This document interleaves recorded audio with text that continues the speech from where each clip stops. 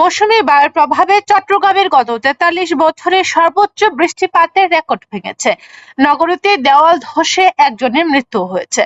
Rail লাইনে পানি উঠায় চট্টগ্রাম কক্সবাজার রুটে ট্রেন চলাচল বন্ধ রয়েছে। প্রতিকূল আবহাওয়ার কারণে চট্টগ্রাম বন্দরের পণ্য খালাস কার্যক্রম ব্যাহত হয়েছে।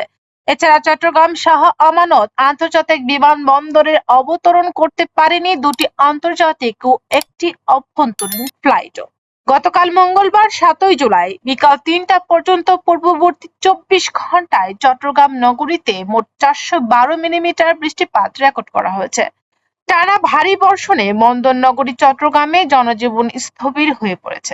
নগরীর বিভিন্ন স্থানে হাঁটু পানি থেকে কোথাও কোথাও কোমর সমান পানি জমে ভয়াবহ জলাবদ্ধতা সৃষ্টি হয়েছে। চট্টগ্রামের পতেঙ্গা আবহাওয়া অফিসের সহকারী আবহাওয়াবিদ সুমন সাহা দ্য বিজনেস স্ট্যান্ডার্ডকে বলেন, এর আগে ১৯৮৩ সালে ৪ই আগস্ট ৪১১ মিলিমিটার বৃষ্টিপাতের রেকর্ড ছিল। এই হিসেব গত ৪৩ বছরে সর্বোচ্চ বৃষ্টিপাত হয়েছে গত ২৪ ঘন্টায়। আবহাওয়া অধিদপ্তরের তথ্য মতে মৌসুমী বায়ুর প্রভাবে আজ সন্ধ্যা ৬টা পর্যন্ত সর্বশেষ ২৪ ঘন্টায় চট্টগ্রামে ৩৯৪.৩ মিলিমিটার বৃষ্টিপাত রেকর্ড করেছে আবহাওয়া অধিদপ্তর, যা চলতি মৌসুমে সর্বোচ্চ। মৌসুমী বায়ু ও নিম্নচাপের প্রভাবে রেকর্ড পরিমাণ বৃষ্টিপাতে নদীগুলোকে হালকা বন্যার পূর্বাভাস দেওয়া হয়েছে এবং সমুদ্র বন্দরে ৩ নম্বর স্থানীয় সতর্ক সংকেত জারি করা হয়েছে। টানা ভারী বর্ষণ ও জোয়ারের পানিতে নগরীর নিচু এলাকার বিস্তীর্ণ অঞ্চল জলমগ্ন হয়ে পড়েছে। এতে প্রায় ১৩,৪০৮ কোটি টাকার জলাবদ্ধতা নিরসন প্রকল্পগুলোর কার্যকারিতা নিয়েও প্রশ্ন উঠছে। দুর্যোগপূর্ণ এই পরিস্থিতিতে পূর্ব নাসিরাবাদে দেওয়াল ধসে শফিকুল রহমান নামের এক মাছ ব্যবসায়ীর মৃত্যু হয়েছে এবং একই পরিবারে ৩ জন আহত হয়েছেন।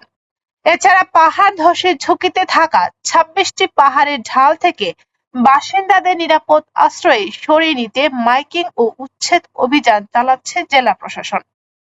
একই সঙ্গে জরুরি উদ্ধার কাজে মাঠে নেমেছে সচিকের ১০১ সদস্যের র্যাপিড রেসপন্স টিম। তীব্র বৃষ্টিতে রেল লাইন ডুবে যাওয়ায় চট্টগ্রাম কক্সবাজার রুটে ট্রেন চলাচল সাময়িকভাবে বন্ধ রয়েছে। এর ফলে পর্যটক ও প্রবাল এক্সপ্রেসে প্রায় ১,০০০ যাত্রী আটকা পড়েছেন। বৈরী আবহাওয়ার কারণে সাগর উত্তাল থাকায় বহির্নোঙরে ৪৩টি জাহাজের পণ্য খালাস পুরোপুরি স্থগিত করা হয়েছে।